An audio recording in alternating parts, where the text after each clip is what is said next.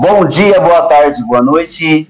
E aí, galera, sejam muito bem-vindos ao mais um episódio do Prato Feito Podcast. Eu sou o Tom. Alfeu, está presente? E eu sou o Alfeu, pessoal. Fala aí, galera. Tá dando um pouco de delay aí. E hoje a gente está com um papo aqui sensacional com um dos criadores mais versáteis do entretenimento brasileiro, tá? Pesquisei, conversei. Cara, o que eu pesquisei sobre esse cara foi incrível. E o nosso convidado de hoje, ele é escritor, roteirista, quadrinista e está revolucionando a forma como consumir narrativa do Brasil. Ele é criador do primeiro super-herói verdadeiramente, né, brasileiro, o Cidadão Incomum, que já alcançou mais de 100 mil eleitores e está sendo adaptado para a O2 Filmes, com Fernando Meirelles na produção. É isso mesmo? É isso. Cara, ó, obrigado. Se tudo isso que você falou for verdade, eu tô bem na fita. Revolucionando a narrativa. Caraca. É isso. Entre outras coisas, eu trabalho com o Cidadão Incomum, que é uma série de livros e quadrinhos que a gente apresenta um universo de super-heróis, ficção científica, meio que terror também. Nacional. Legal. E é isso. E como se não bastasse, acaba de lançar o Desvido, né? Que é uma saga de apocalipse zumbi no Brasil, cara. Mas antes disso, não deixe de se inscrever, compartilhe, faz seu comentário, dê uma ajuda para nós aí. Vai ter um link na descrição que nós vamos colocar o site do Pedro Ivo aí, começar apresentando o homem, tá? No final nós vamos apresentar também de novo, vamos falar a hashtag dele. Mas enfim, Pedro, seja muito bem-vindo. Para a galera que ainda não te conhece, conta um pouco sobre você. Quem é o Pedro antes de ser esse criador de universo? Vixe, Maria. Bom, eu costumo dizer que eu trabalho com ficção porque tudo que eu tentei fazer antes deu errado. Eu entrei no mundo da contação de histórias como ator, me formei ator, trabalhei como ator durante um tempão. E nessa minha trajetória curta, mais ou menos, alguns anos como ator, eu fui para publicidade e lá eu aprendi que você conseguia trabalhar em outros setores, né, como na produção de storyboards, na produção de roteiro e também atuando, né? Eu comecei a estudar comunicação a partir da publicidade, através de trabalho de publicidade. Não tive uma formação acadêmica, entrei direto no mercado de trabalho sem querer.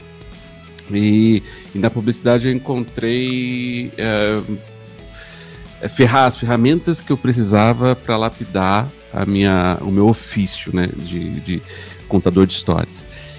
E trabalhei com política, trabalhei para empresas, trabalhei com comunicação interna, fui entrando nesse trabalho e paralelamente fui criando o meu universo de ficção, né? E eu não tinha muito o que fazer com ele, porque eu já imaginava as coisas como elas são hoje. Então, assim, eu já imaginava um universo do Cidadão Incomum funcionando em livro, funcionando em quadrinho, mas eu não sabia se haveria espaço para isso, porque eu mesmo conheço muitos poucos super-heróis nacionais, né? Eu sei que a gente tem muito nichado, eu sei que tem um público muito fiel que gosta dos heróis nacionais, só que eu tenho certo ranço de fazer o que já foi feito. Então eu vejo muitos super-heróis brasileiros, eles se parecem muito com super-heróis que já existem, né, no mercado lá fora. E aí eu fiquei com esse desafio na minha cabeça, cara, como é que eu conto? E eu, apaixonado que sou por super-heróis, como é que eu crio uma coisa que fosse genuinamente nosso, né? Que a gente se identificasse com ele para além do super-herói, se apaixonasse pelo personagem mesmo, né? De uma forma diferente. E aí eu fui pensando, fui criando camadas, fui fazendo ensaios. O brasileiro tem uma forma muito específica de consumir ficção, então a gente veio da novela, a gente veio a nossa literatura é muito específica, o nosso teatro é muito específico, e fui juntando essas referências todas e criei o Cidadão Incomum, né? Eu acho que quando o brasileiro gosta muito de personagem, né? Gosta muito, tipo, quando você pensa em novela, você pensa em Quem Matou Odete Roitman, você pensa em personagens específicos, né? Muito mais do que a história, a gente gosta dos personagens. Então foi aí que eu foquei, comecei a fazer um estudo de desenvolvimento de personagem e deixei eles levarem a história. Então aí saiu o primeiro livro, que é O Cidadão em Comum, saiu o segundo livro, e saiu, aí depois, quando eu vi que eu estava desenhando bem o suficiente, comecei a arriscar e a montar o quadrinhos, que é parte da série de livros. A série de livros, ela anda em conjunto com a série de quadrinhos, é tudo uma coisa só, interligado. E é isso, foi daí que a coisa começou a andar. Só para complementar a pergunta, da onde que veio de você ser ator? Então, porque eu não eu não me via fazendo nada de diferente, assim, eu não me via estudando para ser médico. A minha mãe é jornalista, então eu sempre tive acesso a muita informação dentro de casa, e eu cresci nos anos 90, né, eu nasci nos anos 80, cresci nos anos 90, então o acesso à informação, ela se dava de maneira muito específica. Então, comecei a ter internet em casa e meus amigos só foram ter depois, assim, muito tempo depois. E acho que minha mãe, por um tempo, durante um bom tempo, ela trabalhou com essa parte de entretenimento no jornal que ela trabalhava lá. E então, eu tinha acesso a muita coisa. Só que eu não me via trabalhando como jornalista, eu não me via trabalhando com nada disso. E eu tinha uma dificuldade muito grande de ter uma vida acadêmica mesmo, de sentar e estudar e tal. Eu não conseguia, assim, tipo, nunca, né? E aí eu falei, cara, eu vou tentar alguma coisa, vou me especializar em alguma coisa. E como eu gostava de aparecer e tinha uma voz bem postada e tinha um monte de coisa, eu falei assim, vai fazer teatro, vou ver o que acontece. E aí eu consegui um emprego de atendente em algum lugar, e com esse salário eu pagava meus cursos, pagava a minha vida de ator. Mas eu ainda morava com a minha mãe. E aí foi assim, fui trabalhando de dia, estudando à noite, e fui tocando o barco. Tanto que, voltando um pouco, eu comecei a entrar na publicidade por causa mais da minha voz do que por causa de saber escrever, de saber desenhar. É que eu fui me inserindo mesmo nesse meio, eu fui pegando mais jobs. Eu vi um roteiro de publicidade e falei, eu posso escrever esse negócio. Vi um storyboard lá do mesmo comercial, inclusive, falei, eu posso desenhar isso aqui. Eu conseguia montar um roteiro. Aí eu comecei a escrever e comecei a mandar, e começaram a gostar e começaram a me pagar. Foi assim. Então eu acho que eu entrei nessa pra ser ator porque fui meio que empurrado. Vai fazer alguma coisa, vamos ver o que acontece, faz alguma coisa aí. E é isso. Da hora. Ô Pedro, só aproveitando também de novamente agradecer, obrigado por estar aí com a gente mais uma vez, né? Quer dizer, pela primeira vez, espero que tenham outras. Falando sobre herói nacional, você já está sendo porque com certeza veio um brasileiro assim, tendo tanto sucesso, principalmente nesse meio nerd, geek, que é bem nichado e totalmente vindo do exterior, né? A gente tem as nossas referências, mas o primeiro que, assim, tirando o Doutrinador, você são os que estão tendo maior sucesso até agora. E pra gente isso é muito bom. Então, pra mim, você já tá sendo um herói nacional, cara. Parabéns. Obrigado. Falando sobre herói, cara, como que foi, assim, quem são suas referências? Tudo bem, você já falou que você não quis criar um personagem, um herói que já foi que já existe, né? Que faz a mesma coisa que os outros, aquelas mesmices. Mas de onde vem sua referência? Como é que você entrou aí no universo geek, ficção científica? Como é que você decidiu escrever pra esse nicho? Então, tem uma técnica, eu vou falar das referências, mas antes, tem uma técnica no teatro que para você incorporar um personagem, você começa a escrever um diário, como se você fosse o personagem. Então, para você pegar ali o modo de pensar dele e você jogar isso pro corpo. Quando as primeiras ideias do Cidadão em Comum, quando eu comecei a ter as primeiras ideias, eu não tinha a técnica de desenho para fazer o quadrinho da maneira como eu fiz, né? E aí eu comecei a escrever esse diário. Comecei a escrever o dia dele, e a história de um cara que quer ser artista e um dia acorda com poderes, e aí ele decide interpretar o papel de um super-herói na São Paulo, na São Paulo real, e a vida dele vai... E o que a gente vai acompanhar é as consequências dessa decisão. Então, tipo, ele não é um super-herói porque ele quer acabar com a justiça no mundo, nem nada disso. Não, ele só não sabe o que fazer com os poderes, ele acha que tem que ser um super-herói, e ele, até por diversão, e a coisa vai degringolando. E aí ele vai levando a vida, ele vai revolucionando a forma como ele pensa o mundo. E aí eu comecei a escrever esse diário. Em algum momento eu olhei para aquele diário e falei, cara, eu acho que isso aqui já tá bom assim. Isso aqui já tem uma história. Se eu contar isso em forma de livro, eu acho que funciona. E aí eu fui percebendo, aí eu fui entendendo quais são as minhas referências. A parte quando eu olhei para aquele escrito à mão ainda, o diáriozinho, falei, vou transformar isso num livro.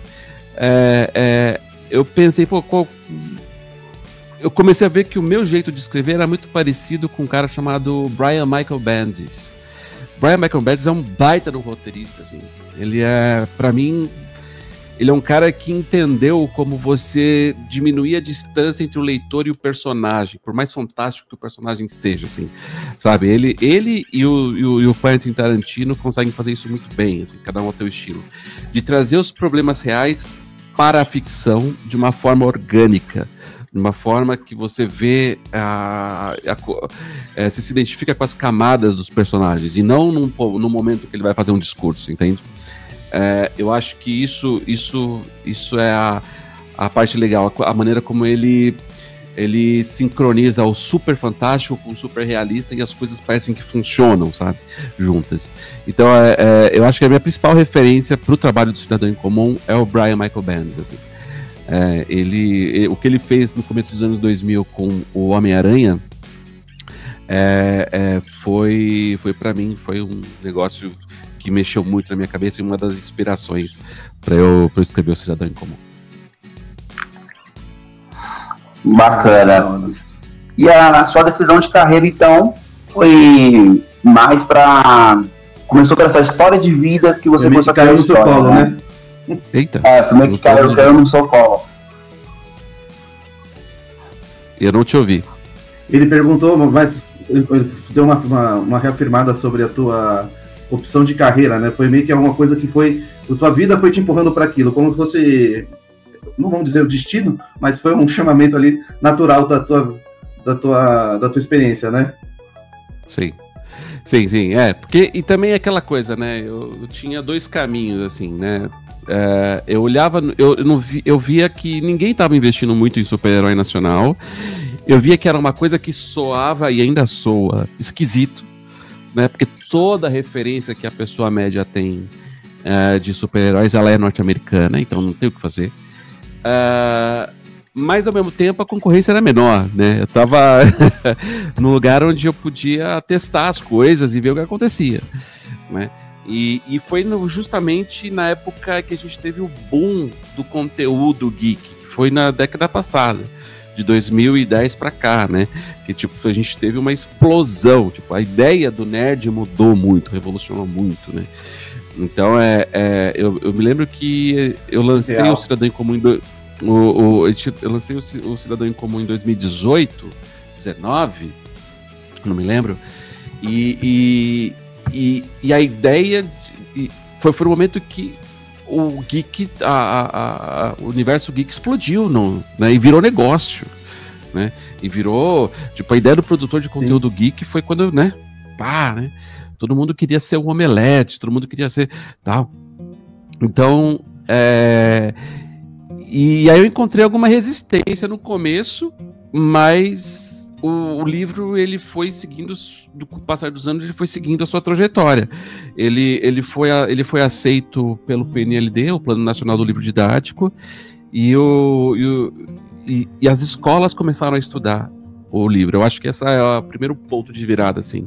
Cidadão em Comum, antes de chegar, olha que loucura isso, a gente lança numa tradicional editora geek, né, que é a Conrad, é simplesmente a editora que trouxe o mangá pro Brasil, assim, e aí eles publicam o livro, e ele começa a rodar nas escolas, a garotada fazendo trabalho, e ainda hoje, assim, E o público geek mesmo não pega bem, assim, tipo, os caras, estranho.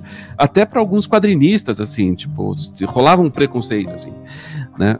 E aí isso só começa a ser quebrado a partir do segundo livro e a partir do quadrinho. Que a galera começou a entender que a proposta do Cidadão em Comum e começou a curtir. E também quando vieram outros caras comentar, né? Então, pessoas da educação comentar sobre o livro, pessoas do cinema comentar sobre o livro, etc, etc.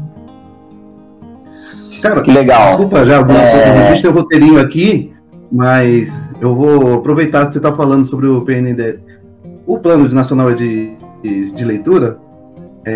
Como é que foi tua reação saber que teu livro estava parando nas escolas para virar trabalho, cara? Cara, foi assim, melhor do que qualquer coisa até agora para mim. Por quê? Primeiro, estrategicamente, né? Eu sempre procurei mirar fora da bolha geek, porque a bolha geek ela ainda é um pouco, mas ela é pequena e histérica, assim, né? Então, eu queria que as pessoas conhecessem o Cidadão em Comum por fora. Primeiro isso. Segundo, que eu me lembro que um dos momentos marcantes da minha vida foi quando a escola que eu estudava trouxe o Pedro Bandeira, que é um autor nacional conhecido, e que ele começou a falar de como era a vida dele, e eu pensava, cara, eu quero ter essa vida aí. Foi um dos poucos adultos que eu conheci que eu falei, eu queria ter essa vida que esse cara tem. Isso só fui perceber depois, tá? Isso ficou no meu inconsciente. Eu falei, nossa, quero ter a vida desse cara. E aí eu sei que eu tô literalmente farmando fã na escola. É isso que eu ia chegar. Então, tipo, e os caras, pra ganhar uma nota legal, precisam ler, precisam estudar e responder pergunta do livro. Então, tipo, eu tô num lugar assim, cara, é outra história, entendeu? É diferente. Então, assim, eu vou lançar o terceiro livro, depois se vocês quiserem falar sobre isso, vou lançar o terceiro livro agora do Cidadão no começo do ano que vem, e a galera já tá esperando. E assim, como já faz tempo, né? Foi 2018, 19, 20, 21, 22, 23, 24, 25. Eu vou lançar em 2026, faz 8 anos. A galera que começou pra caraca, já. A galera começou a estudar, já tá na faculdade e já fala assim, caraca, mano, eu li na escola naquele tempo e tal, não sei o quê. Então eu fui farmando galerinha, entendeu? É isso. Então, pra que mim, legal. É muito melhor do que qualquer outra coisa, assim, estar nas escolas. Que legal. Bom, já que você já entrou agora sobre o Cidadão em Comum, eu tenho uma curiosidade. Como que foi, como que nasceu essa ideia do super-herói brasileiro, né? A gente tem tanto super-herói aí, tipo Homem-Aranha, Superman, Batman, muito conhecido mundialmente. Como foi criar esse super-herói brasileiro e o que você sentia falta nos heróis tradicionais, como eu acabei de citar, assim, para você criar esse personagem, que é o Kal-El, né? O nome dele, que é o... Kal-El, Kal-El. Então, qual foi uma das motivações? A primeira era criar um super-herói brasileiro no qual os brasileiros se identificassem. Primeiro ponto. Então, a gente tá falando do Cidadão em Comum, mas tem outros também dentro desse universo, né? Mas eu queria que as pessoas se importassem com o personagem, sabe? Então, tipo, de uma maneira... não sei, tipo, eu queria que as pessoas olhassem, vissem que era um super-herói brasileiro, mas que se importassem mesmo assim como uma coisa dela, entendeu? Existe uma diferença... Como se fosse eu ali fazendo parte ali do papel, né?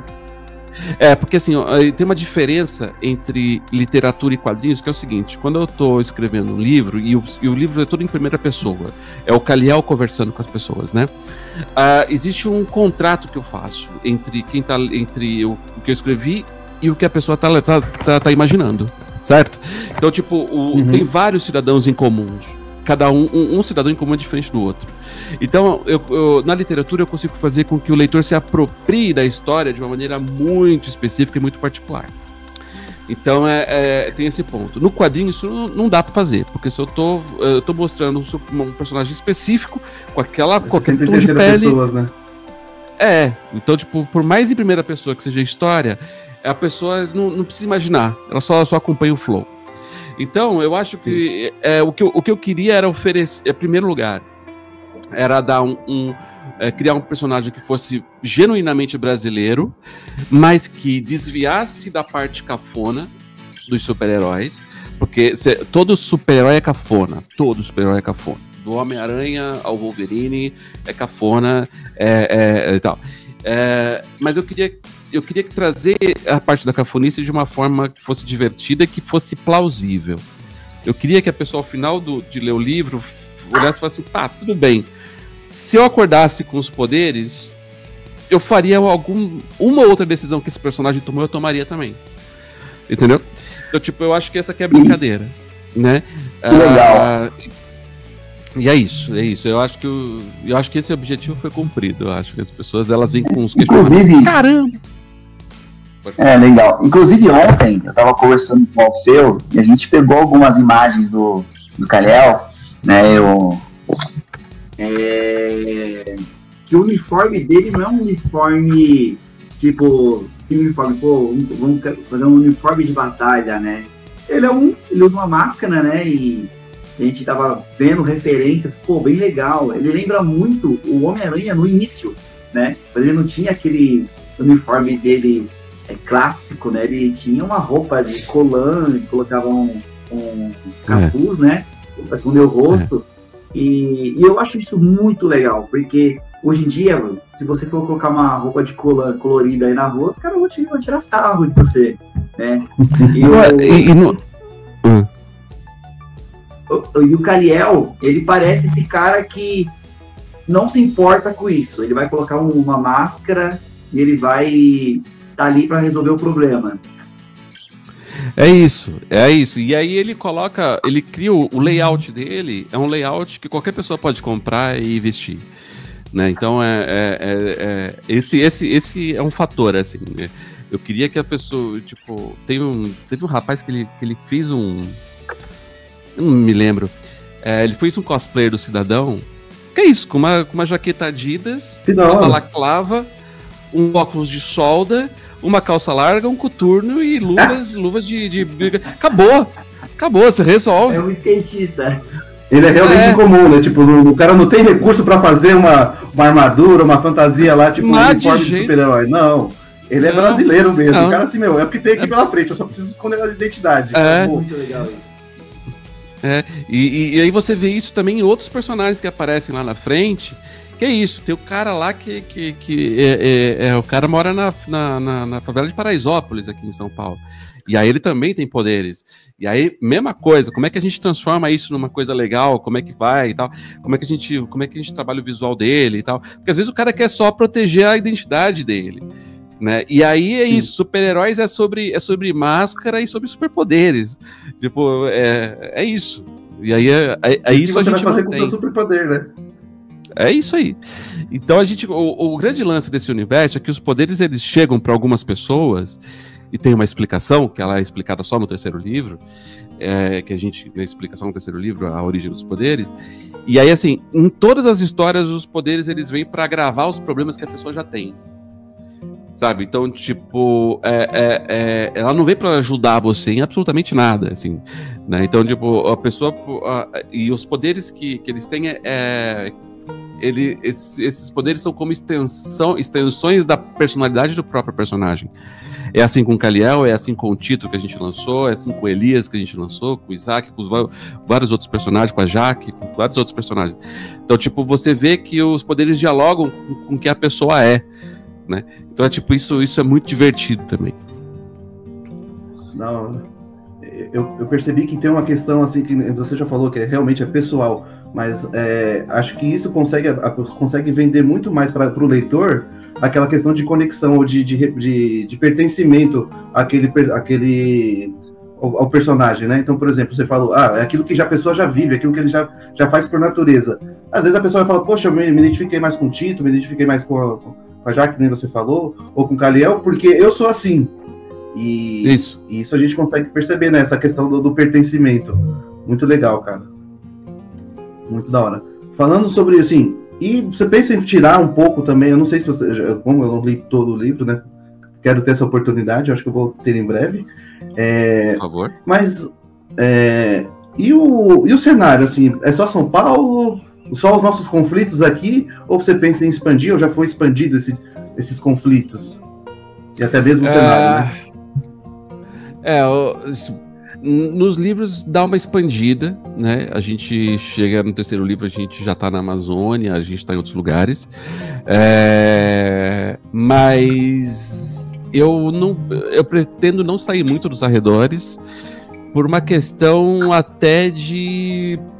Eu acho que a gente tem muito que mostrar. São Paulo, eu sou apaixonado por São Paulo, né? Então, São Paulo tem as suas características, assim. A gente tem as Cracolândias, o centro de São Paulo parece uma Gotham City, a gente tem bairros aqui que parecem outras coisas. Então, tipo, São Paulo é uma cidade muito grande que tem muita história dentro dela, né? Sim. E eu gosto de contar histórias que se passam em São Paulo. E mesmo porque quando você vai para eu gosto de fazer as coisas bem feitas, então se eu vou falar de uma outra cidade, eu preciso estar nela, eu preciso conhecer, preciso estudar e tudo mais, porque você tem todos os costumes, você tem todo o negócio, sabe? Então o modo de pensar dos personagens é diferente, né, a cultura é diferente. O Brasil é regional, né? Grande. O Brasil é um país muito grande. As cidades se parecem, tipo, se você Natal e São Paulo, ou se você pegar Natal e qualquer cidade do Rio Grande do Sul, parecem países completamente diferentes. O tamanho, né, a grandeza territorial do Brasil e tal. Então, isso tem que ser feito com cuidado. Legal. Sim. Isso é muito importante, né? Porque você falou que São Paulo é meio que uma Gotham, né? Ele acaba se transformando num terceiro personagem dentro da história. E isso influencia muito nos acontecimentos, né? Então, a forma de como que o Kal-El vai agir naquele local é completamente diferente de como vai estar lá na Amazônia. Isso é muito importante. Cara, tô apaixonado pelo seu trabalho, de verdade. Obrigado. E você falou sobre representatividade, né? Você criou o Tito, né? E me explica um pouquinho como foi o processo de construção desse personagem, né? Porque hoje a gente fala muito sobre inclusão, sobre a questão de representar, como representar. E às vezes a gente, como autor, né? Eu trabalho com CGI, né? Então eu crio coisas também.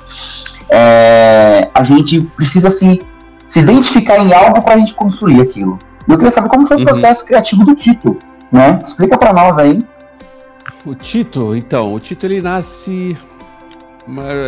uma junção de fatores. Há uns bons anos atrás, eu acho que o Omelete estava querendo investir em propriedade intelectual. E aí eu conheci um pessoal do estúdio de animação. E aí eles falaram assim: Pedro, cria aí algumas sinopses pra gente apresentar pro Omelete. E apresentei 3 sinopses, é o que eu pude naquele tempo lá. Apresentei 3 sinopses. Eles gostaram de 2, acabou que não ficaram com nenhuma, por não sei, alguma decisão. Eles não acabaram que não foram para esse lado, mas eles iam pegar 2, e aí teve lá uma que foi rejeitada. A que foi rejeitada é a história de um garoto trans que ele tem esse poder de mudar a sua percepção da realidade. Você vê, ouve, cheira, acredita no que ele quiser. Então, se ele quiser que apareça um Mickey aqui, você vê o Mickey e você interage com o Mickey. Se o Mickey te der um soco na cara, você vai sentir. Então, tipo, esse é o poder dele, assim. E ele e aí ele tá tentando entender o papel dele no mundo, aparece esse poder, e ele é meio que caçado por uma galera que quer estudar esse poder dele e tal, não sei o quê. Aí deixei de lado essa sinopse, porque era para ser um desenho animado aquilo, era para ser uma outra história e tal. Aí, num determinado momento da primeira publicação do quadrinho do Cidadão em Comum, a Guará dividiu em 5 volumes. E aí precisava preencher um semestre, né? Porque iam ser 6 meses, né, de publicação, de 25 páginas cada um. E aí eu falei assim: Pedro, tá faltando aqui, né? Tá faltando um capítulo aqui. Você não quer fazer? Aí eu falei: bom, posso fazer, mas aí, puta, a história já tá fechada, como é que eu faço? Eu falei: vou criar uma coisa nova, né? Vou criar alguma coisa que dá pra colocar no meio, assim, pra interromper a história no meio e e ter esse lugar que depois lá na frente a gente recupera e tal. Aí eu peguei essa sinopse e falei, pô, vai ser isso aqui. Que é um moleque que tá ali, tipo, vendo que um moleque lá de Salvador, vê o que tá acontecendo em São Paulo, porque do quadrinho o cidadão em comum, ele se mete lá com a polícia e, enfim. E aí ele tem esse poder, ele vem pra São Paulo pra descobrir, pra conversar com o cidadão em comum e tal, porque, cara, você tem poder, eu também tenho e tal, não sei o quê. E aí a gente faz a história de apresentação do Tito. Cara, e foi assim, um negócio muito doido, porque eu fiquei com medo, porque nesse mundo de hoje a gente precisa prestar contas sobre o que cria. Uhum. E eu não sou hétero, quer dizer, eu não sou trans, eu sou hétero, então, tipo, a galera vai questionar, e aí, que você tá criando um cara que é trans e tal?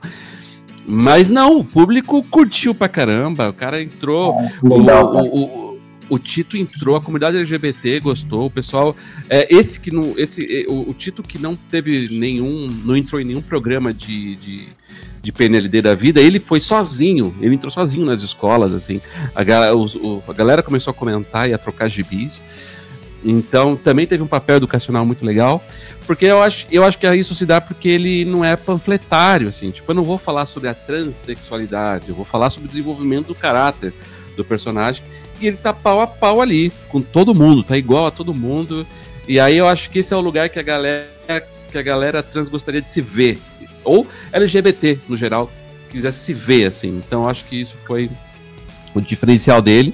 E aí, isso inspirou a gente, a aceitação que foi... Ele, cara, roubou a cena do próprio Cidadão em Comum, quando apareceu.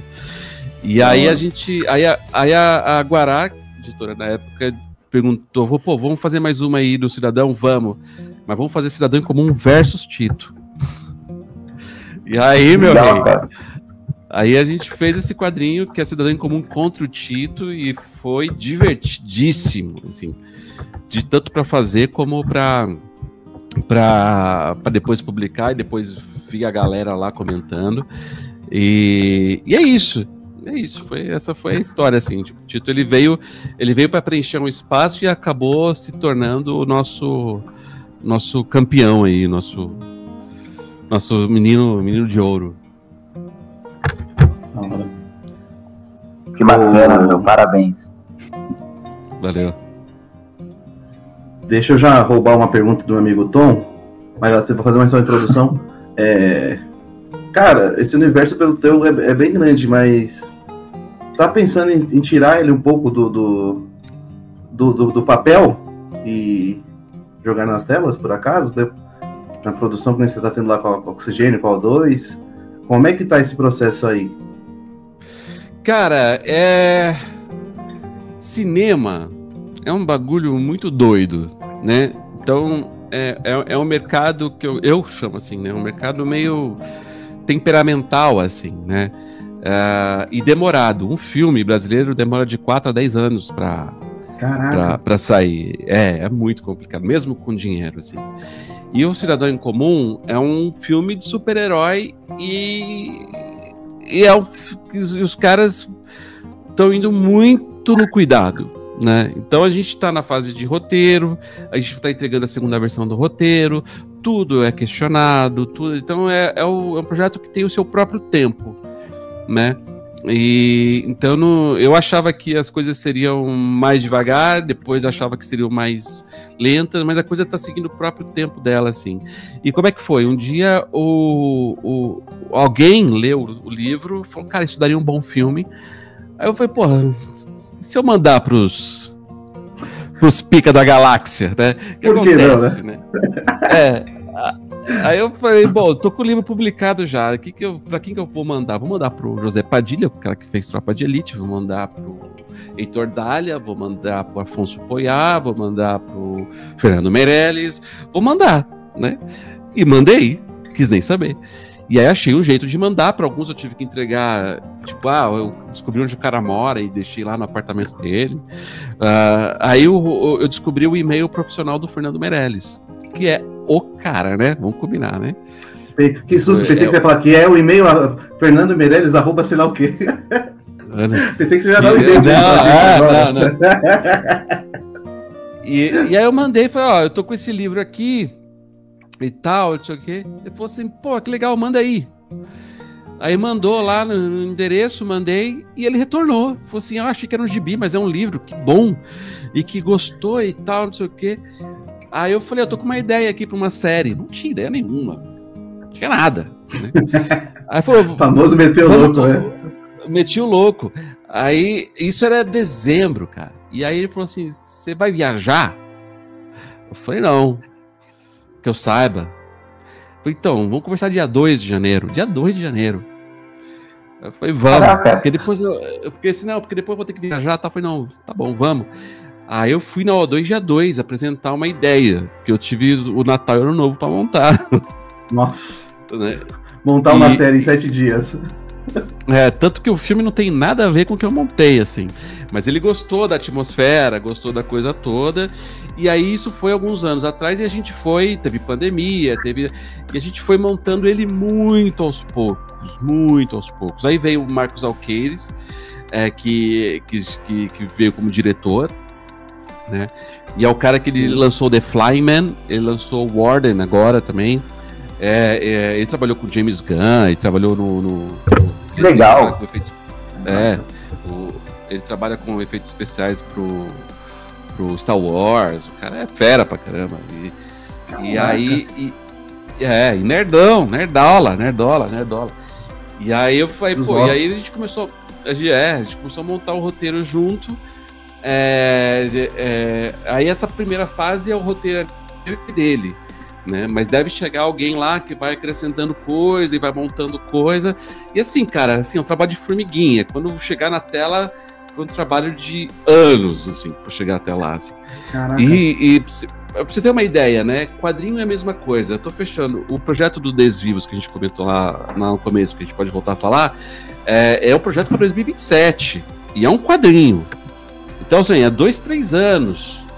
E eu só tive tempo de montar e começar a trabalhar nele agora, e faz 2 anos que eu quero fazer esse Desvivos. Então, todo esse trabalho, ele é um trabalho moroso. A pessoa, quando chega... Por isso que o lançamento é tão importante. Por isso que o lançamento é tão importante pro autor, assim, porque no momento que a gente entregou, já era. Sabe? Então, tipo, é isso. E cara, você tá com 2 carapica aí. Desculpa a palavra. Cara, é o Fernando Meirelles, ele é o do Cidade de Deus? É isso, né? Cidade de Deus, cara. Cidade de Deus. Nossa, velho. E vários trampos internacionais. Ele trabalhou no Sugar. Tipo, ele fez e faz muita coisa. Nossa, que da hora, meu. Muito bom.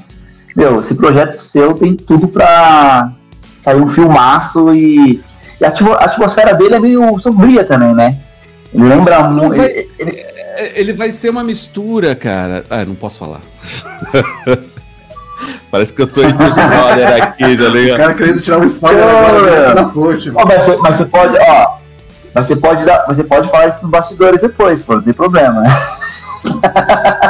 Não, mas eu acho que não cabe agora a gente fazer histórias sombrias, assim, tipo, eu acho que o que a gente tá trazendo é uma surpresa mesmo, assim, é muito legal, cara. Tem uma coisa que eu insisto, eu falo pra caramba, a história de super-herói tem que ser legal, tem que ser divertido, porque a única razão pela qual a gente acompanha é porque é divertido, sabe? Então, tipo, é isso, é diversão. É o que veio agora o novo Superman, né? Ele veio com uma totalmente diferente do Snyder, né? Tipo, ele veio mais quadrinesco mesmo, ele veio de uma forma que você pode levar teu filho pro cinema que não vai ter coisa pesada, né? Cara, isso é fantástico. Já segue aí com a pergunta. Divertido não quer dizer que não vai ter coisa pesada também. Mas é que. Não. Eu quero dizer no sentido de. Uma surpresinha. Eu quero dizer no sentido que o Snyder era muito sombrio, era muito sério, era uma história mais densa, né? E esse novo ele já veio algo mais família, algo mais coração, algo mais quadrinho. É esse comparativo. É isso.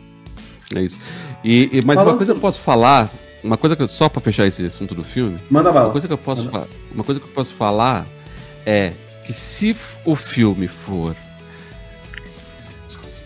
60% do que a gente escreveu, nada igual foi feito no Brasil antes. Caraca, hypou agora, hein? Jogou aqui pra cima a expectativa, cara. Agora. É. Que legal, fora cara. Isso não, fora isso, não digo mais nada. Pedro, eu vou te cobrar, cara. Aguardem. Eu tenho seu WhatsApp, cara. Eu vou te cobrar isso, hein? Pode cobrar. Da hora, fiquei empolgado mesmo, cara. Fiquei empolgado. Agora, mudando um pouquinho, Legal. voltando pra empolgação, voltando pra parte sombria, vamos falar de Apocalipse Zumbi, Desvivos. Fala um pouquinho do projeto pra gente, ô Pedro. O que foi que te propôs aí? Como é que foi? Como é que surgiu essa fagulha aí pra poder começar alguma coisa mais sombria ou mais terror, vamos dizer assim? The Walking Dead brasileiro. Cara, então, eu vou falar um bagulho pra você. Eu comecei a viajar muito tarde, né? Eu tive a minha primeira viagem internacional, ela foi do ano retrasado, eu acho, uma coisa assim, ou um pouco antes. E foi aqui pro lado, fui pro Peru. E tem toda uma mística ali, pelo menos ali naquela região do Machu Picchu e tal. Uhum. E a coisa da Cordilheira dos Andes, que minha família, eu tenho uma parte da minha família que é paraguaia e que vem de lá, dali da parte da Cordilheira ali. E, né, a galera meio tupi-guarani e tal, não sei o quê. E aí eu fui lá e eu comecei a andar lá, passei o Réveillon, uma cidade alta pra caramba e tal. E eu sempre... Eu não sei, foi uma noite que eu acordei, acho que foi no dia 1º de janeiro daquele ano. Eu tava naquela cidade e vi aquele povo todo e passei por uma viela e me veio a história inteira na cabeça. Tem nada a ver com o Brasil, nada. Mas me veio essa história, eu falei assim, cara, eu vou fazer uma história de zumbi que se passa na periferia de São Paulo. Mas foi com uma inspiração que não tem a ver com o que eu estava vivendo. Talvez tivesse a ver porque eu saí, né, de um fluxo de viciado de pensamento, fui para outro, que aí a inspiração veio. E aí eu falei, não, eu vou fazer zumbi. E eu amo The Walking Dead. Foi a única série que eu abandonei e é uma das séries da minha vida.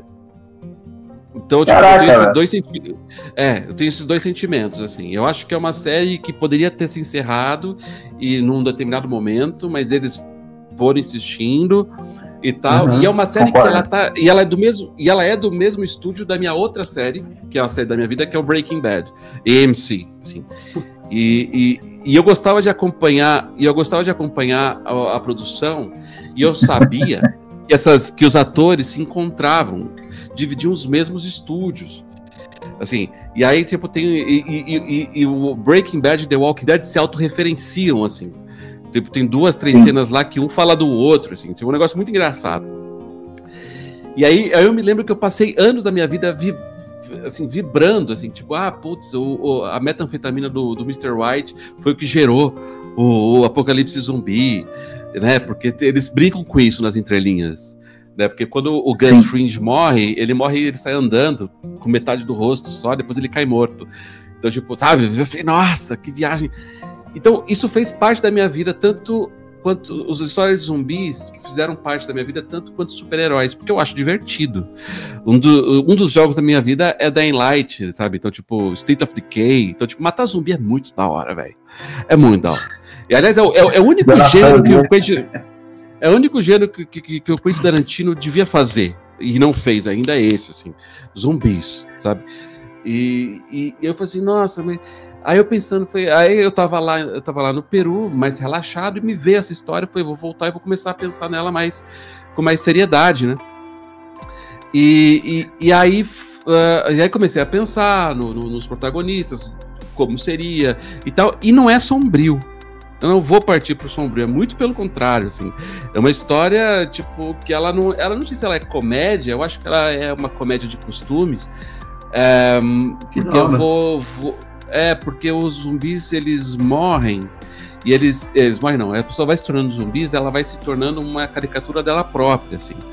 Então, os zumbis, ele começa a se comportar muito como a gente se comporta nas redes sociais. Eu acho que esse é um diferencial, assim. Então, tipo, as pessoas viram caricaturas delas mesmas e ficam perigosas e querem morder e tudo, mas é com umas justificativas que são muito escrotas, que a gente vê nas redes sociais, tá ligado? Então, tipo, esse é o ponto, assim. E aí você tem um cara que ele precisa cuidar do filho, que ele não sabe cuidar nem dele mesmo, e aí ele precisa ir para um lugar seguro e tá vagando pela São Paulo. Essa São Paulo tá recheada desses zumbis muito loucos. E esses zumbis são coloridos, são estranhos. É um policial zumbi que sabe atirar, que sabe correr, a depender do grau de infecção. Então é um negócio bem diferente, é focado nos personagens. E aí é isso. É o que eu posso falar. E aí precisa de um nome, né? Porque a gente precisa de um nome. Aí surgiu esse 10 Vivos, que são a história de 10 personagens, são 10 vivos. E aí...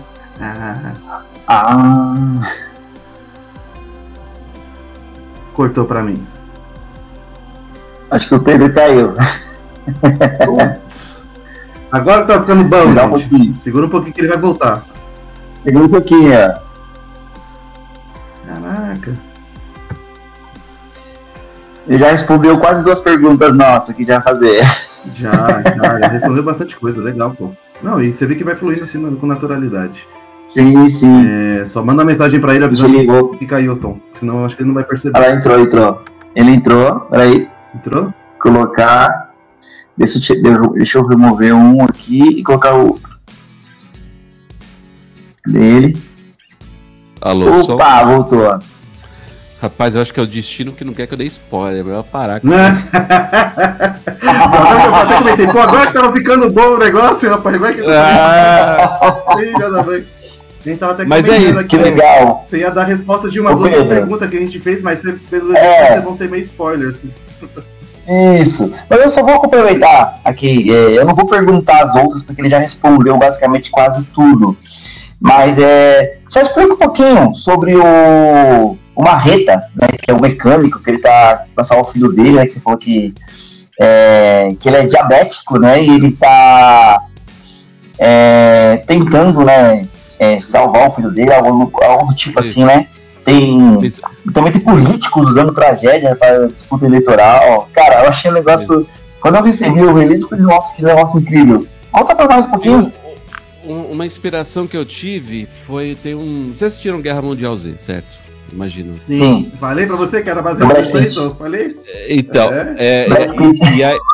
então, Brad Pitt, só que o Guerra Mundial Z ele é baseado no livro do cara chamado Max Brooks, não sei se vocês conhecem, que o livro é outra história, brother. O livro ele tem uma pegada muito genial, que é o seguinte, é uma série de relatos do que aconteceu naquele mundo 10 anos depois. Você tem um personagem só, esse personagem é um jornalista que ele quer coletar, para que a história não se repetisse, ele vai atrás das pessoas que sobreviveram àquilo e que viram aquilo em vários pontos de vista diferentes, político, etc.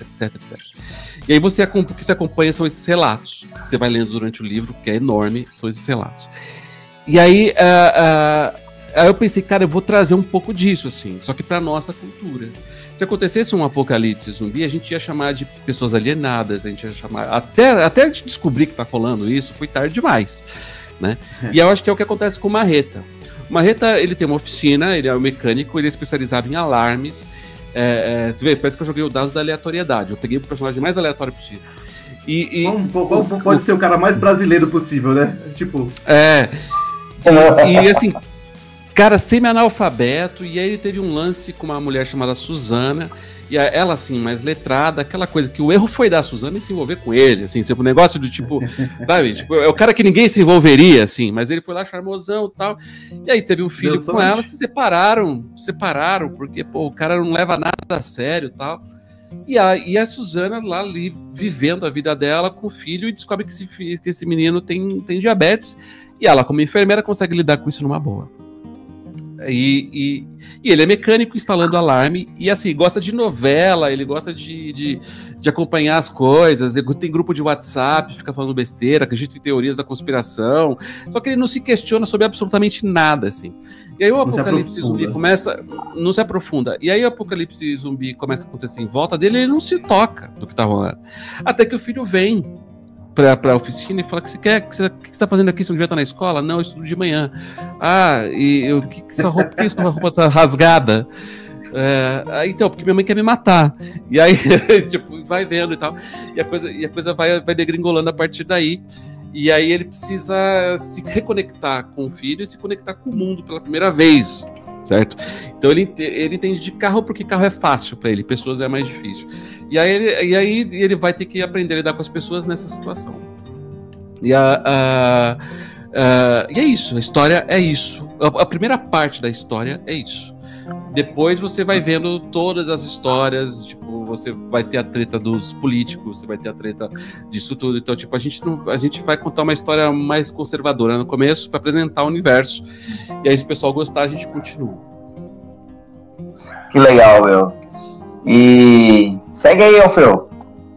Tá. Quando você fala aí sobre, por exemplo, vai ter um dilema de o cara tentando se reconectar com o filho, né? O Marreta tentando se conectar com o filho e no meio de tudo isso ainda tentar sobreviver ao apocalipse, ou sobreviver a todo um colapso que está acontecendo.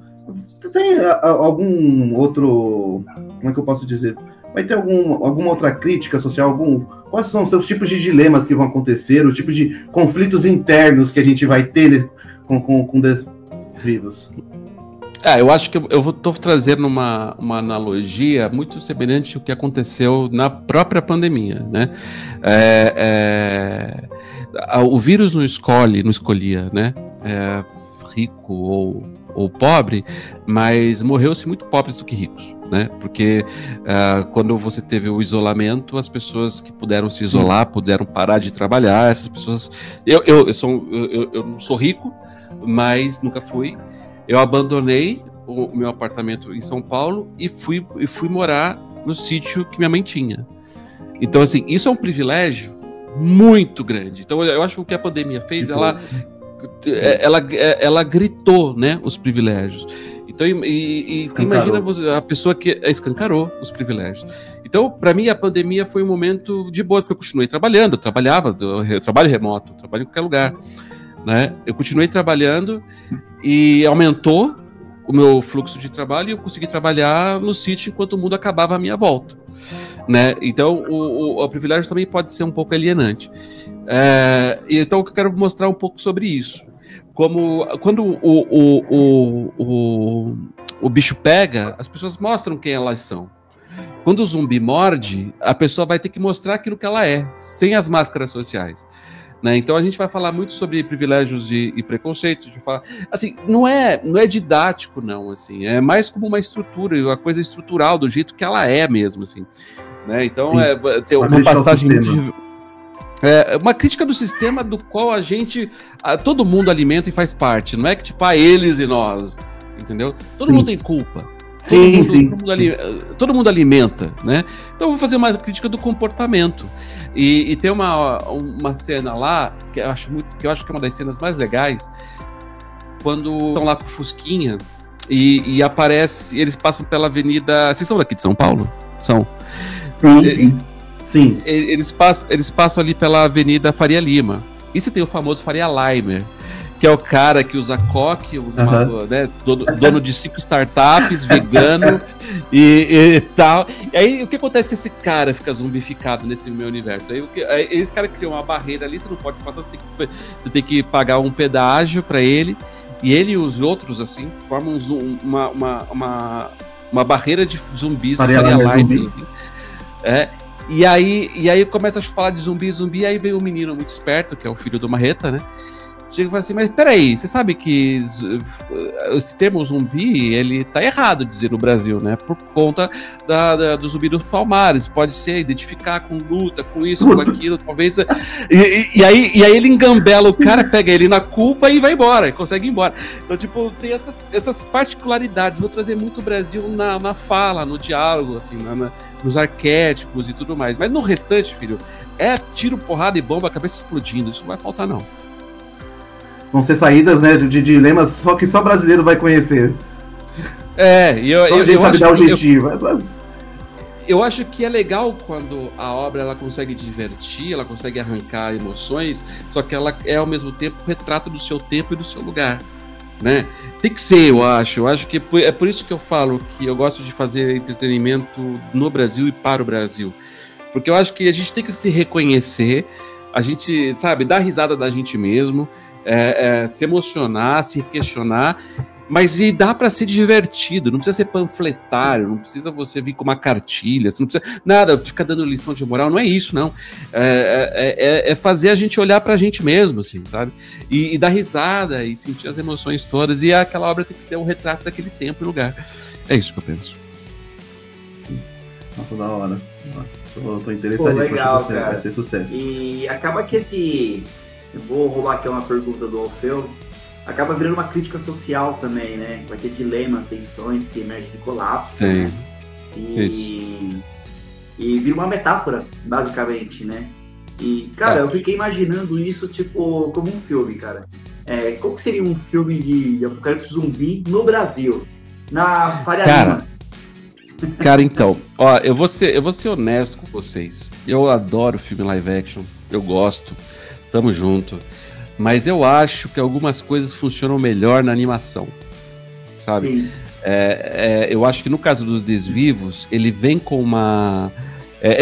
então, tem uma questão aí, né? O Desvivos, ele é um projeto que eu tô fazendo junto com a Split. E já tem um game de desenvolvimento do Desvivos, que isso é uma história que eu posso contar depois, porque eu não tenho autorização para contar, mas o que eu posso dizer é que ele já vem com um projeto de game, e e o Split é um estúdio de animação, né? E que eles fazem a Turma da Mônica, fizeram Rick e Morty, né? Tipo, vem umas demandas dos Estados Unidos para cá, eles fazem. Então, e o Desvivos é isso, é um projeto que já está junto com a Split, então a Split está cuidando, né, a parte... O desenho é meu, o texto é meu, mas a gente está fazendo tudo em conjunto com o pessoal para que ressoe junto com junto com o game, junto com a animação, para que seja tudo tem uma mesma cara, assim, sabe? Então é um projeto que já vem crescendo, assim, já nasceu chutando a porta. Mas também, esse aí a gente tá indo de boa, Desvios a gente tá terminando o roteiro agora, já fiz alguns testes, já até publiquei no meu Instagram já algumas ilustrações do que vai rolar, e é isso, diversão pura. Cara, da hora. Eu vou aqui pegar um pouco, você falou até sobre o zumbi Faria Limer, e o zumbi em si, ele não vai ser exatamente um morto-vivo, né? Mas ele vai ser a essência daquilo que ele é, ou daqueles hábitos que ele tem, certo? Uhum. Se eu falar alguma coisa... ele vai ser... Isso, é isso. Quando ele é mordido, ele vai ficando doido. E aí ele vai chegar nesse ponto do zumbi clássico. Mas antes disso, ele tem ali aquele momento que ele vai se endoidando. E aí entendi. Ele vai virando, entendeu? Ele vai endoidando, e ele é pra ele chegar naqueles, aquele zumbi clássico, isso aqui demora. Mas, então, tipo, a galera vai ficando doida, é isso. Então, aqui você falou do zumbi da Faria Limer, que é aquele cara, né, que a gente enxerga às vezes também meio estilo Jorginho, né? Fala com o sotaque do cara da Moca e tal, fala de Renegade, Pit Tênis. E aí o cara começa a fugir um pouco daquilo e começa a mostrar quem ele verdadeiramente é. E essa transição, assim, esse acontecimento, é aí que vai surgir a crítica, ou vai surgir a crítica por causa dos conflitos? Tipo, o zumbi contra ser humano, ou humano contra humano se zumbificando? Tudo, assim, a gente você vai ter a parte mais escrachada, porque a pessoa não consegue esconder a própria natureza e fica doidona.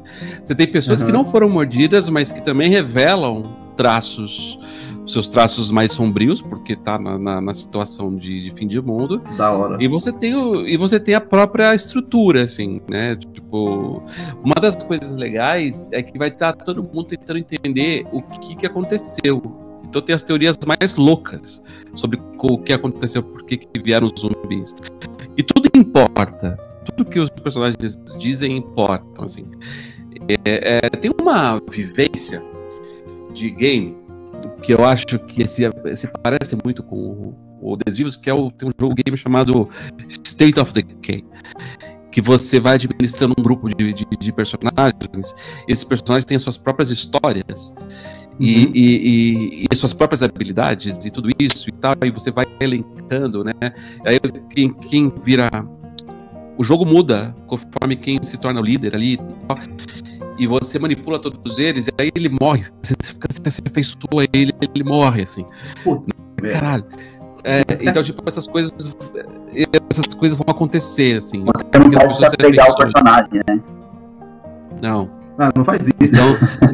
Eu tô vendo isso aí já como uma série. Do jeito que você tá contando aqui, eu tô pensando, tipo... Mas ele é uma série de várias temporadas. Vai ser várias temporadas ali, mas daqui a pouco você fala, pô, como é que ele mata esse personagem? Não faz isso, tipo... É quase um Game of Thrones versão zumbi. Algo assim. E é isso. Então, eu acho que esse é um projeto que tá muito focado para ser divertido mesmo, para ser um negócio legal de ver, sabe? Graficamente, assim, coloridão. Pá. Antes, eu até pensei que seria um projeto mais sombrio, mas não é não. Eu acho que a gente precisa aprender a rir dos medos, então a gente tá indo para um lugar bem mais divertido, assim, bem mais coloridão. O Cidadão Comum começou sombrio e agora ele é mais colorido também. Eu acho que a tendência é essa aí. Que legal, cara. Você falou sobre o desafio do mercado brasileiro, você já falou sobre a sua visão, que é em quadrinho, livros, audiovisual. São perguntas que a gente já ia fazer, você acabou já respondendo algumas coisas, né? E fala sobre o Entre Mundos um pouquinho. Você é o coautor do Entre Mundos, né? Boa.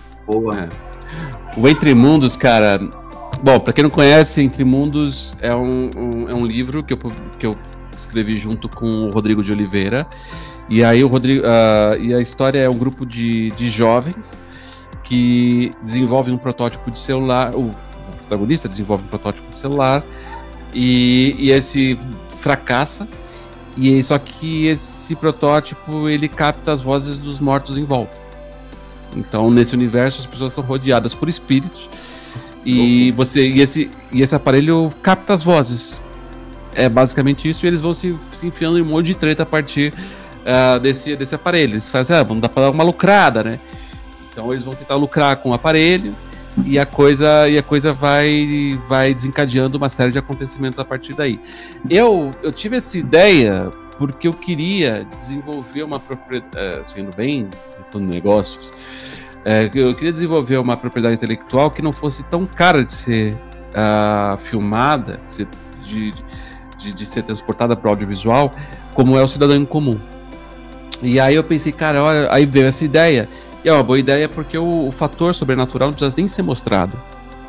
Né? É uma história comum e que o fator sobrenatural está invisível. Pode crer. Então, quanto mais invisível, mais legal vai ser, porque os mortos vão estar sempre em volta, influenciando a história, mas a gente nunca vai vê-los. E aí eu lancei esse livro junto com escrevi esse livro junto com o Rodrigo.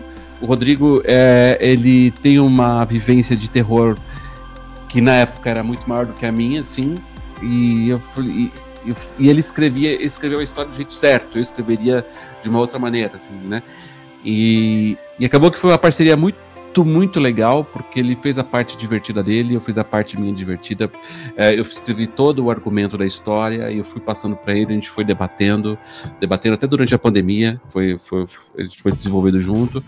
E só que bom, e aí a gente publicou pela Faro, e aí eu ilustrei toda a história também. E aí despertou o interesse do Luiz Navarro, que tem uma produtora chamada Brothers, e agora esse já cedeu os direitos, a gente está discutindo lá com os players para transformar numa série que se passa na periferia de São Paulo, inclusive. A gente modificou algumas coisas, já fez o projeto audiovisual e tá. Esse tá andando, acho que esse sai mais rápido até que o filme do Cidadão. Porque eu acho que essa galera tá gostando mais, os players estão mais abertos. Legal, assim. Cara. Que bacana. Então eu acho que é isso. Também é um pouco de terror, porque é um pouco. Esse é mais sombrio. E esse é o mais sombrio de todos, eu acho. Esse é o projeto mais sombrio de todos. Eu acho que não tem como você ser divertidinho, assim, com esse. Esse é mais... E eu gosto também, gosto mesmo.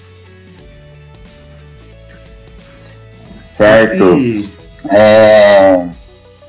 Vamos falar um pouquinho, então, do seu consumo. O que você anda consumindo ultimamente? Série, filme, quadrinho, games, o que... Bom, eu jogo bastante, então eu tô no Dying Light, tô jogando agora, hoje, inclusive, esse final de semana tá aberto o server Slam do Ark Riders, que é um jogo de extração que eu gosto não, né, que tô conhecendo agora. Jogo Helldivers 2, que é um jogo de... Eu não consigo explicar esse jogo, mas é um jogo de multiplayer também, que eu jogo com o pessoal. Sozinho, não tô jogando muita coisa, não. Quadrinhos, eu tô lendo o Invincible. Eu fiz lá a assinatura da Panini, então tô recebendo, tô lendo... eu nunca tinha lido o Invincible, só tinha assistido o desenho. Então eu tô lendo, tô gostando pra caramba. O Batman, do Universo Absolute, tô lendo. De literatura, eu tava lendo o Demônio de Frankfurt. É que tá tudo ali. O Demônio de Frankfurt. E aí outras coisas que não tem a ver com ficção, tem a ver com pesquisa, e é isso aí. Da hora. Ô Pedro, para uma pessoa que quer um dia chegar no teu patamar, ou ter o teu conteúdo assim de conhecimento, nossa, falando em questão geek mesmo, indica aí pro pessoal 3 obras, 3, pode ser livro, quadrinho, filme, o que a pessoa deve conhecer para você para poder, tipo, ser um geek estilo Pedro Ivo. Eita porra.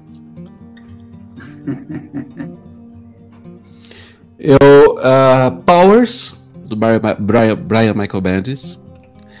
Powers eu gosto. Eu acho que é uma obra que exemplifica muito bem que você pode pegar o tema de super-herói, por exemplo, e qualquer outro, subverter e transformar isso numa coisa única. Eu vou citar o Guerra Mundial Z do Max Brooks, que é muito, muito bom. Muito bom. E... Peraí. E eu vou citar aqui o Gárgula de Gotham, do meu parça Grampá.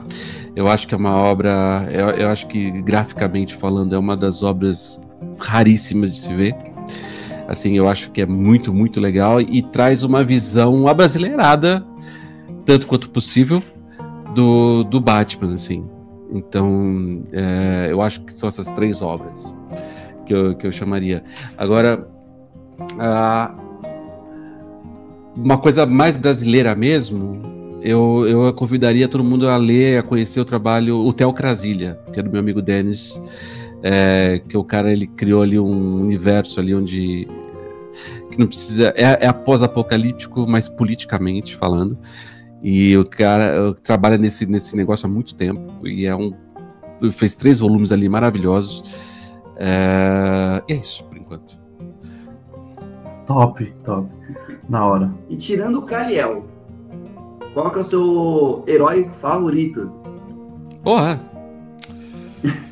Depende tanto, cara, porque Esquece o porquê, e o porquê, hein?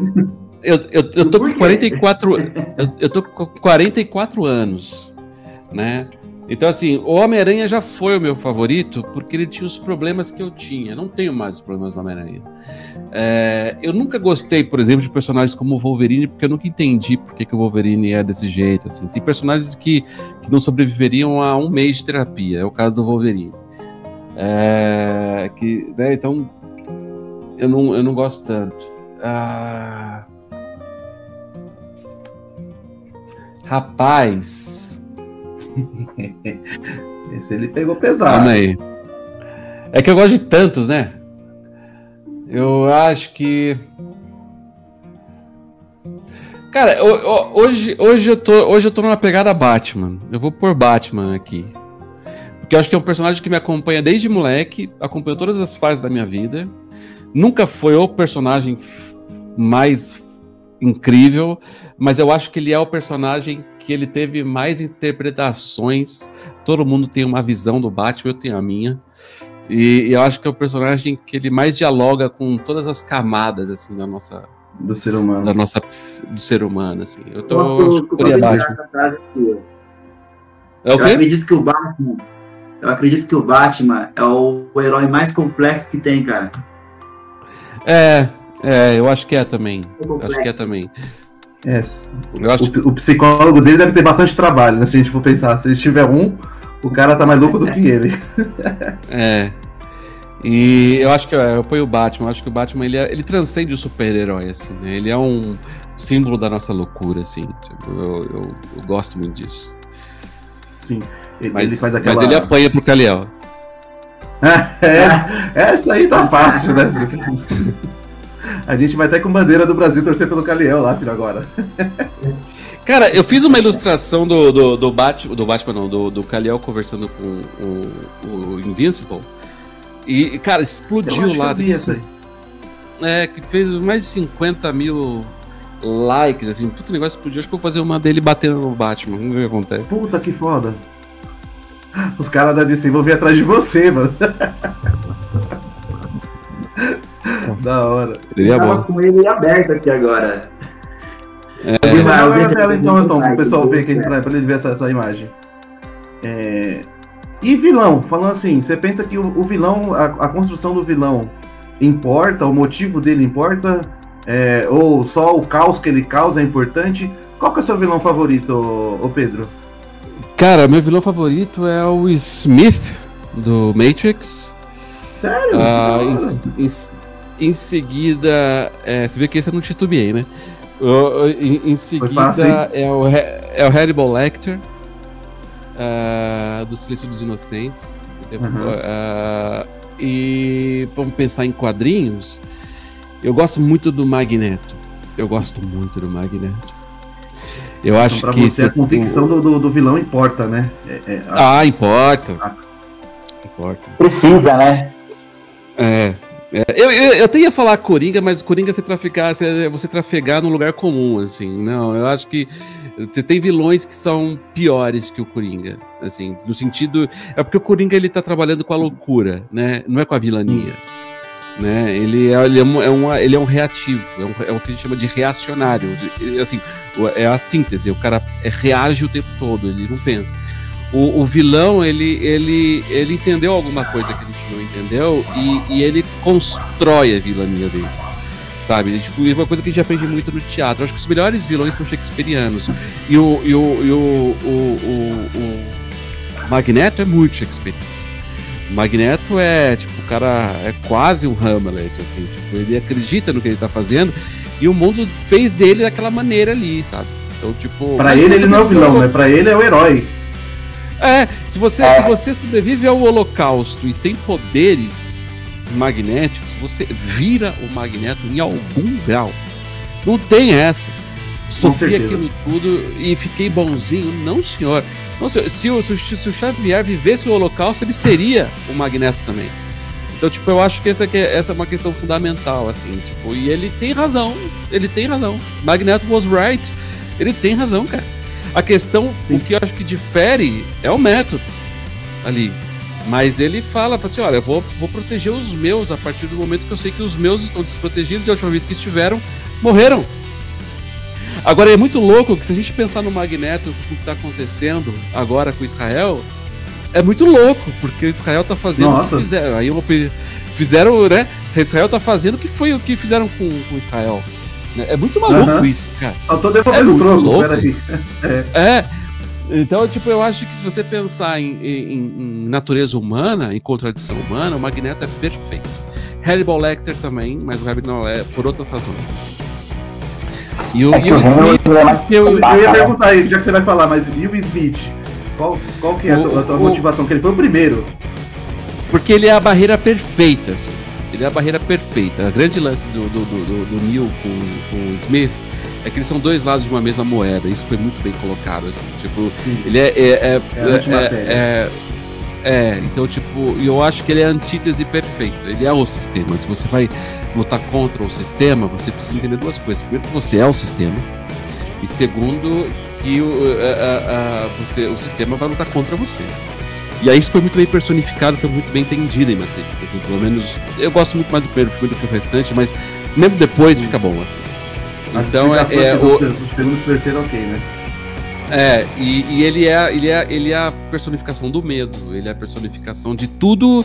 E uma vez que você entende que você é o Smith, que você é o vilão também, eu acho que isso dá uma camada extraordinária pro personagem. E é muito legal, assim, é muito legal. Em Matrix é isso, você é o Neo e você é o Smith. E você não pode viver sem o outro. Então o Neo, para vencer, precisou se tornar o Smith. E aí a barreira se deu. Aí o sistema se quebrou. Entende? Então tipo, você não anula o outro. Você não anula o vilão. Ele é parte de você, você é o vilão. Nossa, então, tipo, legal, cara. Nenhum desses meus... Vamos, a gente vai te chamar pra gravar uns podcasts com a gente, porque nenhum dos meus amigos do Prato Feito teve essa visão que você teve de Neo e Smith um contra o outro, assim, tipo, um complemento do outro. Cara, isso, na hora que você pensa assim... Eu tenho essa visão com o Batman. Eu tenho essa visão com o Batman e o Coringa. Eu tenho muito essa visão com o Batman e o Coringa, né? Porque o Coringa sem o Batman não é nada, e o Batman sem o Coringa não é nada. Então, se você for ver a própria piada mortal, né? Não sei se o Pedro Ivo já leu, ele fala, cara, não pode matar o Batman. O Batman não pode morrer. Senão não tem o que fazer. O Coringa, ele fala isso. Ele fala isso no Dark Knight também.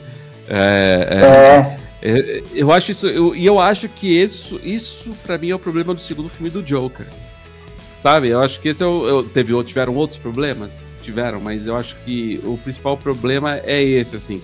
O grande trunfo do primeiro filme, na minha opinião, é ele parecer não ser uma adaptação de quadrinhos e ser uma adaptação de quadrinho.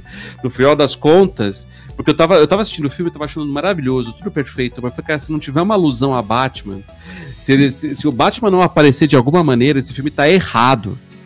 Ele tá errado. E aí no final a gente vê que o Coringa criou o Batman. Então, tipo, cara, nossa, isso. Muito bom aquilo. Aí eu falei, é isso aí. Né? Caralho, esse Coringa criou o Batman, ok, vai embora, vambora. Comprei o filme inteiro, esse filme é perfeito. Porque você tem o Coringa como protagonista, você tem uma visão original do Coringa, você tem tudo ali do Coringa, só que as pessoas que não leram os quadrinhos não sabem que vários fragmentos ali daquele filme foram tirados dos quadrinhos, vários fragmentos. E aí no final é o Coringa que dá origem. Deu uma travadinha pra você, Alfredo? Caiu também. Eita. Opa, voltou. Aí. Continua. Tudo aqui foi tirado do quadrinho, deu uma cortada.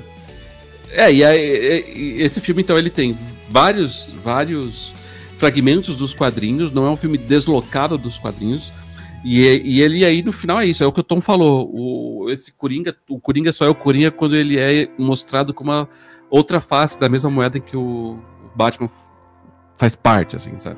Complementa. Louco. Perfeito. Quer dar continuidade, Alfeu? Eu quero, só uma aqui, que é essa aqui, eu acho que dessas perguntas que a gente separou é interessantíssima. Pedro, você fez aí plantou seus fãs, estão aí germinando, alguns já estão florescendo, já tanto que chegou no nível que tá, mas o que você tá achando qual que é a tua visão pro entretenimento brasileiro, do agora e pro futuro? Estamos para fazer estamos num momento de virada, estamos estourando uma bolha. O que você tá achando aí? O que você enxerga no teu lado como produtor, né, de conteúdo? Cara, eu acho que a gente pensa em quem consome, a gente pensa em quem produz, né? Eu acho que o mercado brasileiro, ele se assusta com coisas novas e é muito difícil viabilizar. No seguinte sentido, assim, a ponto de você não ter projetos de gênero aprovados em PROACs da vida. em financiamentos do governo. Então, tipo, eu jamais conseguiria aprovar uma história de zumbis com violência no PROAC. Não importa se a mensagem for muito boa. Então, os estúdios têm dificuldade de conseguir grana para projetos de gênero. Mas projetos que são de comédia à la Globo, se bem que com terror isso está mudando, porque eu acho que o terror ele tem um lugar ainda de experimentação que a gente consegue, que os caras conseguem transpor, fazer audiovisual com isso. Então a gente tem coisas que estão saindo, mas isso é meio novo, assim. Eu acho que é sempre um desafio. Eu acho que os Estados Unidos funciona porque eles têm um modelo de negócio lá, que eles conseguem, tem planos de incentivo, você consegue fazer com que as coisas cheguem às pessoas de outra maneira. Aqui o entretenimento ele ainda é regional e ele tem que falar sobre a sua regionalidade.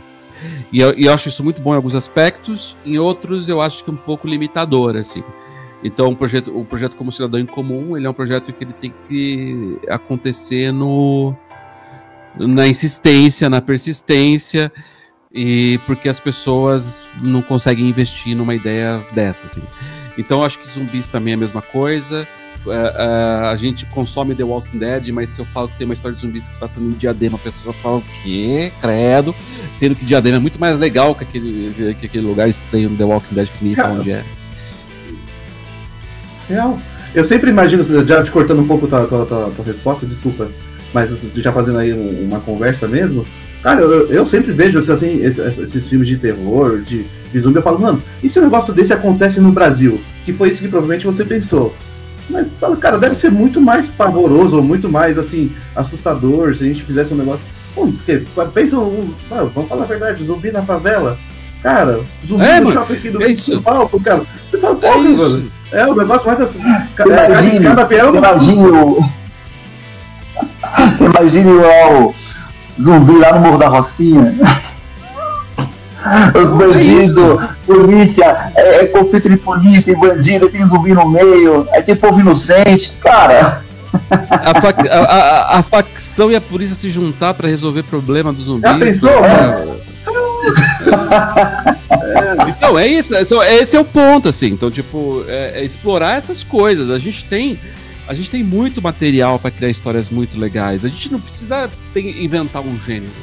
Os gêneros estão todos aí, sabe? Então, tipo, a gente pode pegar o que aconteceria com um super-herói, uma história séria no sentido de uma história mesmo, não uma sátira de super-heróis no Brasil. Cara, pô, dá para fazer, a gente tem material.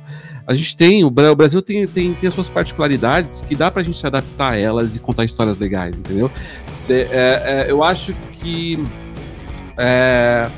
ao mesmo tempo a gente tem um problema na minha percepção que é de cultura.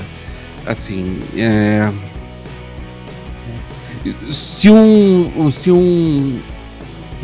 a gente politizou a narrativa, né? Então, pra mim, um dos grandes contadores de histórias é o Quentin Tarantino. Pra mim, esse cara é isso. Ele precisa estar tirando sarro de alguma coisa, né? E aqui a gente não pode tirar sarro de tudo, né? Então a gente tá vivendo... Esse é o momento que a gente tá vivendo. E às vezes respeitar esse momento significa você tolher um pouco a sua criatividade, sabe? Então, e o que eu tô fazendo com Desvivos, eu tô dando uma forçada na barra, assim. Né, eu acho que... Ousadia. Tipo, eu tô brincando mesmo com tudo e eu vou sentir qual é que é do povo, assim.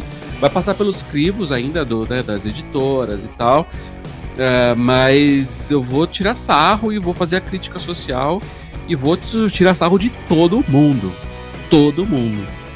Porque eu acho que tá precisando, na minha opinião. Eu acho que tá todo mundo muito querendo disputar um lugar, disputar a liderança da narrativa, disputar um lugar no céu, parece. Tem muita gente aí fazendo discurso, militando. E eu vi um bagulho que é isso. Quanto mais as pessoas militam nas redes sociais, mais babaca ela é no mundo particular, assim, sabe? E eu acho que eu acho que isso tem que posto à mesa, assim. Se você não tem, só pra completar, se você não tem o discurso certo, parece que você tá fora. Mas qual é que é, brother? Então, tipo, pode tirar sarro do cara que é de direita, mas não pode tirar sarro do cara que é de esquerda. Pode tirar sarro daquilo, mas não pode tirar sarro daquilo outro. Pode não sei o quê. Se é tudo manifestação da mesma humanidade, por que eu não posso? Claro que existe o limite sempre vai existir limites. Não tô falando que é pra gente ficar sendo irresponsável, não é isso. Mas que eu acho que a gente tem que se olhar e rir um pouco de nós mesmos. Esse é o ponto. A gente é maleável, né? Eu acho que assim, esse ponto é uma questão de gerações, né? Eu acho que até do que você tá falando, você falou que foi criado nos anos 90. Pô, esse negócio dos anos 90 era a coisa mais comum, a gente tirar sarro um do outro e no final sai abraçado, dando risada, se resolve no soco, às vezes depois se abraça também. Então, eu acho que você ainda tem um público muito garantido ainda, porque pessoas como nós, noventistas aí, vão te seguir por um bom tempo. E realmente, aí, essa tua aposta, essa investida, der certo agora, acho que vai quebrar muitas barreiras aí pra frente. Vamos ver, vamos entender. Isso pode falar. E isso vai alavancar muito, porque a gente está muito com o que as pessoas esperam, né? Eu tenho uma visão que todo mundo está esperando algo, mas elas não querem ouvir o que ou ao contrário. Então, por exemplo, assim, eu gosto de zumbi da X. Mas se a pessoa falar que não gosta, já vira uma discussão. Eu acho que merece o entretenimento, principalmente o entretenimento, ele merece ter uma expansão maior e de novas ideias, e que as pessoas não tenham a barreira de aceitar algumas coisas, né? E essa barreira de aceitar, que eu acho que o aceitar hoje, que é muito difícil, que é onde gera a crítica negativa, né? Porque a pessoa hoje é criada de um jeito e acha que aquele mundo era aquele jeito e fica naquela caixinha. E a gente pode, se for abrir os olhos para todo o globo, a gente tem uma expansão de criatividade gigantesca, né? E devido a essa barreira, as pessoas viram esse crítico. Às vezes a pessoa nem é crítica, ninguém sabe o que é, mas ela vira um crítico por falta de conhecimento, né? E, cara, é isso, velho. Gostei demais do que você falou agora, Pedro. Bacana. Achei. Cara, espero muito que dê certo, porque tô ansioso pelas tuas ideias que você falou. Tô ansioso, realmente, porque a gente. Vamos entrevistar, vamos saber como que ele é, qual que é a ideia dele, o que ele tem pra apresentar pra gente. A gente fica naquela expectativa, né? Só que durante a nossa entrevista aqui, eu fui me apegando muito mais ao seu trabalho e às suas ideias. E, cara, eu tô muito mais curioso pelos próximos trabalhos seu. Acho que o Alfredo tá sentindo a mesma coisa aqui. Já que você já introduziu aí, tem alguma palhinha, tem alguma coisa mais por vir? Você já deu alguns spoilerzinhos, mas tem mais alguma coisa? Principalmente, de repente, o Cidadão em Comum, a gente sabe que tá pra sair mais um livro. Mas dá pra dar alguma coisa sobre o Cidadão em Comum? Ou pro próximos projetos aí que você tá soltando?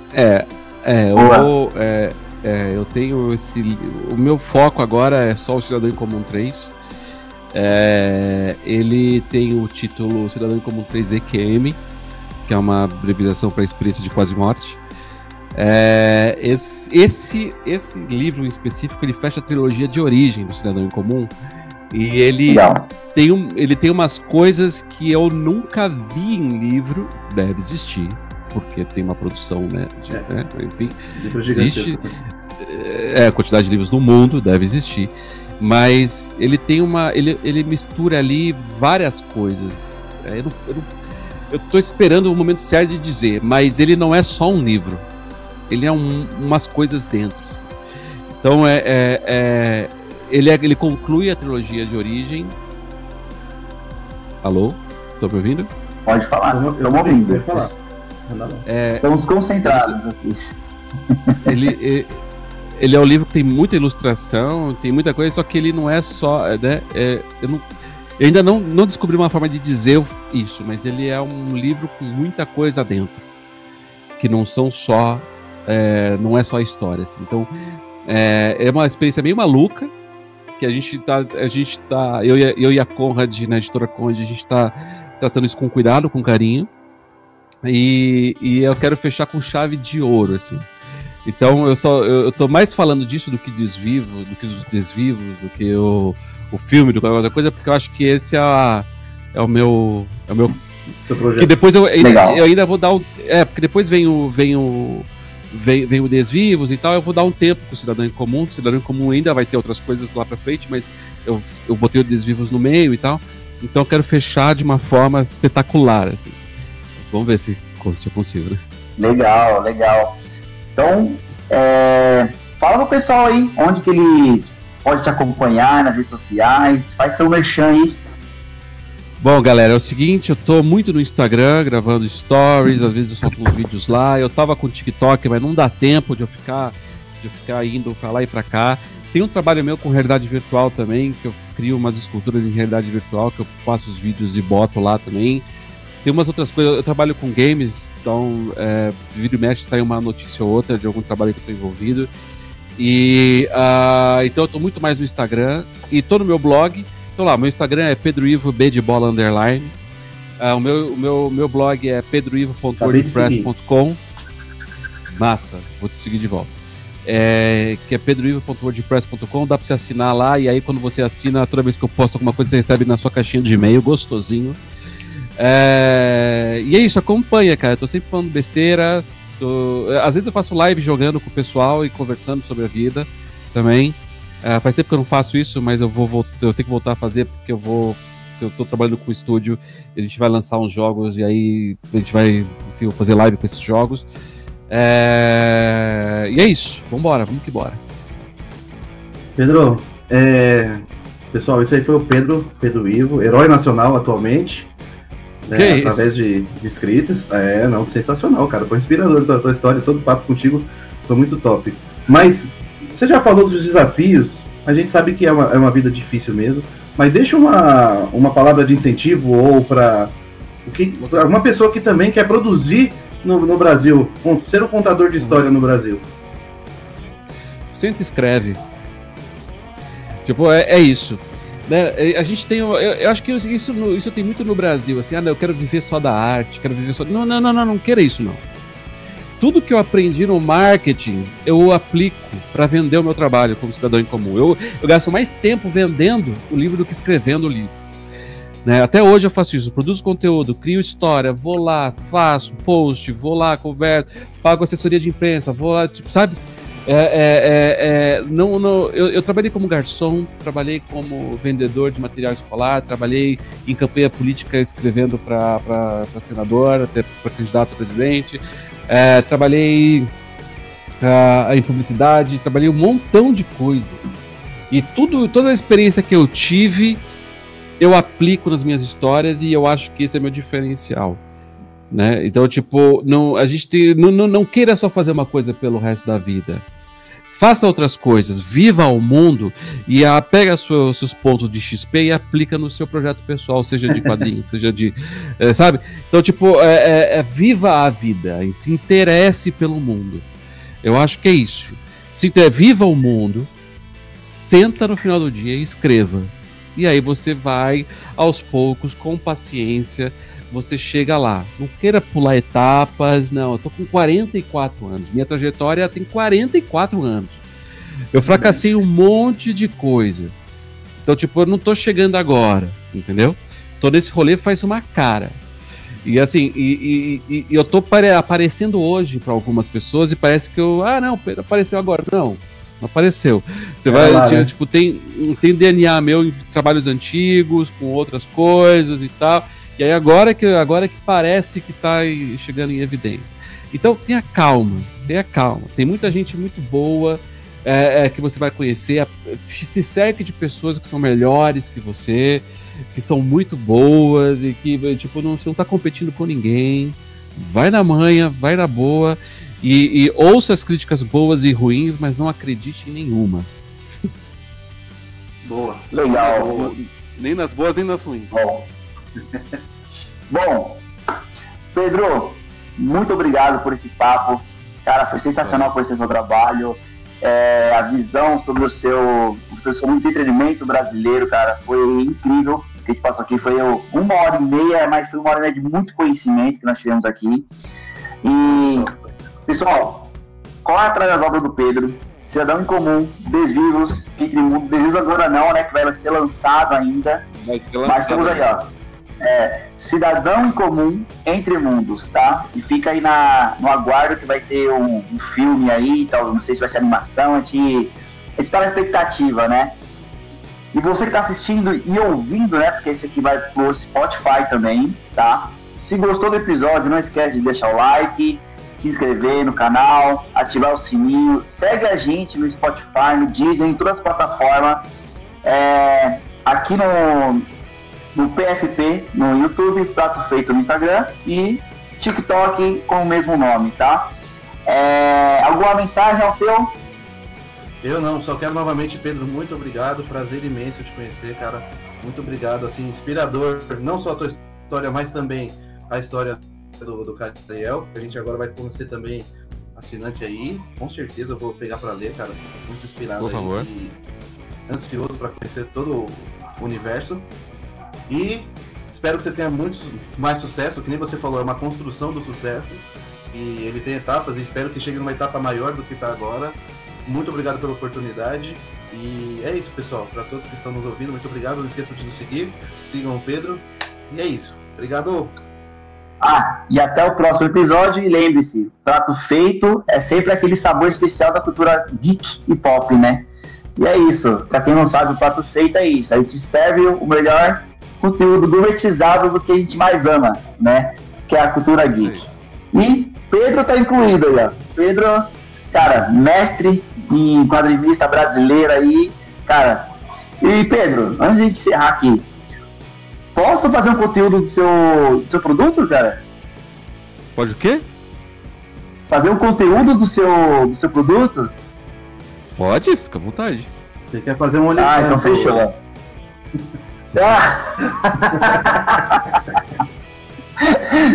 Mas é isso aí, pessoal. Muito obrigado por tudo e até mais. Valeu.